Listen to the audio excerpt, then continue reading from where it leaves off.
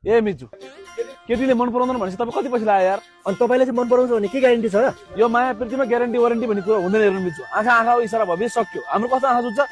त्यसमै त जुनियरले मलाई पनि हेर्छ नि। तपाईँले त मेरो मिजु भनेर हेरे होला नि यार। ए केटा हो, एसएलसी दिएर छुट्टिने बेला पनि के झगडा गरी बस्या के? के झगडा गरौँ? जुनियरले मलाई मन पराउँछ भन्ने कुरा तँलाई थाहा छैन होइन र? मलाई थाहा छैन है। बरु यसो गरौँ, तिमीहरू दुईजना मिलेर एक एकवटा पत्र लेख, जसको पत्र स्वीकार्छ त्यति सही। ल सही कुरा गरे यसले। के गर्ने मिजु? लेख्ने हो त पत्र? हेर्ने भयो लेखौँ। ल लेख त तेरो अक्षर है। प्रिय जुनेली,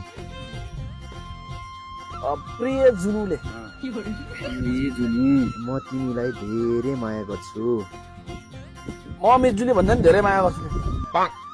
धेरै माया गर्छु। म यो जुनी तिमीसँग काट्न चाहन्छु। म चाहिँ हाम्रो बिचमा जो आउँछ त्यसैलाई काट्न चाहन्छु। यदि तिमीले मेरो पत्र स्वीकार्यो भने म भाले काट्न चाहन्छु। के ताको मिच्छु यार?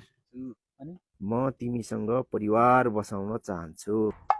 म तिमीसँग पुरै गाउँ बसाउन चाहन्छु। 10वटा छोरा 10वटा छोरी पाएर तिमीलाई आमा बनाउन चाहन्छु। हे मिच्छु, पत्र स्वीकार भन्दा अगाडि यस्तो छाडा कुरा नगर्नु त। त्यो गरी मेरो पनि हुनसक्छ। मन दुख्छ के बुढो पत्र सके भए जाउँ दिनलाई। दिस जुनेली आई जुनेली। के हो बाटो छेकेर बसेको छौ त? अब यहाँ बाटो छ कि तिम्रो लागि मेरो घरको ढोका चाहिँ खुल्लै छ है। मेरो पनि घरको ढोका खोल्दैछ है तिमीलाई है। त्यो ढोका खुल्ला भए चुकुल लाउने कुरा बुझ्नु भयो? चुकुल लाउने आउने अहिले कोरा बाख्रा छेरेर चुकुल लाउनु। तपाईँ लाडा हुन्छ नि त। लाउनै मिल्दैन नि। ठुलो कुरो नहरू चाहिँ तपाईँ ठुलो दिन्छ यार। ल मिजु मैले एउटा पत्र लेखेको छु।